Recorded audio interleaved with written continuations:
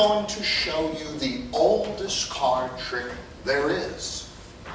Really, actually, it's the first card trick, the first card magic, and the first known rules for honest card games. It happened in the Middle European village of Genevieve, where a strolling magician named Gilderlock and an old forgotten gypsy fortune teller named Munger happened to meet. I will play the part of the gypsy and the magician. You will play the part of the villagers. Let us hear some villager noises, please.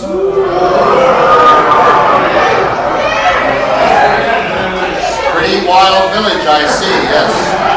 Well, on the day that the magician happened by, the gypsy had been drawing anxious crowds by displaying his cards. 7 in all.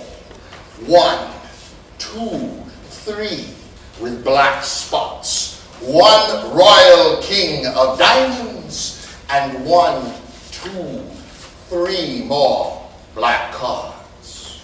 The gypsy dealt 3 cards of his mystic deck upon the table and said, "You have only to tell me if the diamond king is with these cards here on the table, with these here in my hand, to win twice the amount you have wagered."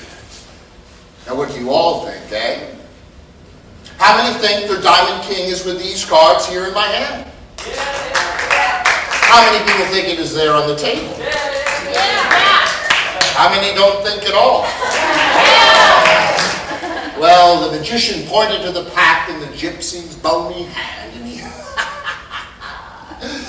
cackled a bit as he counted out the cards, showing the magician that the king was not there. The whole crowd turned to laugh at him. Go ahead. And that was the world's first card trick.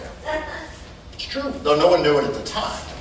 And though the gypsy went on that day drawing anxious crowds by counting and displaying his cards, the magician became quite angry. Not for the loss of his money, but because he knew these people were being cheated. For how were the ancient fortune-telling cards to be used? To trick people and steal their money? Or to accept their money graciously and perform a trick? Just a moment, said Gilderlock, as he dumped a bag of gold on the table. I will wager my entire fortune, said he, on the turn of just 1 card, if I may hold the pack. Well, the gypsy was apprehensive, even scared, but he wanted the gold. So he put the pack in the magician's hands.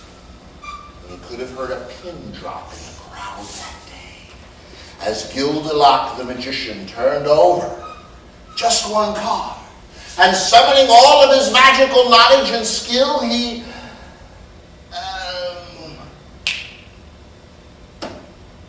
and gave the cards back to the gypsy, so that when the gypsy took back the cards, he could not believe his eyes, for there wasn't just 1 king, there was 2. And the crowd said,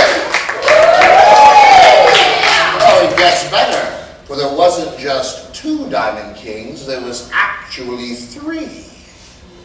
And the crowd said, oh, it got even better when he showed them that there were 4. And the crowd said, and then finally, burn him.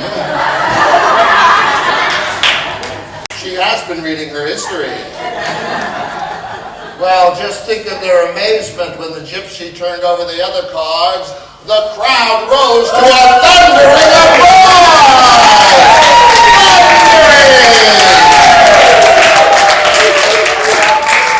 I thank you, and Gilderlock thanks you. Well, the gypsy, he went back to telling fortunes after that, for the magician had made sure he would never cheat anyone ever again. The villagers, they surprised themselves that day. They banded together and formed the first known rules for honest card games. It's true. And the magician, well, he took the Gypsy's deck as payment for the bet and walked away on down the road to invent an entire new kind of magic. Though he's been forgotten by all but very few. And the cards themselves, well, the cards have lived on. How many people have a pack of cards in their home right now? See? The cards had lived on with the gamblers and the magicians and everybody else happily ever after.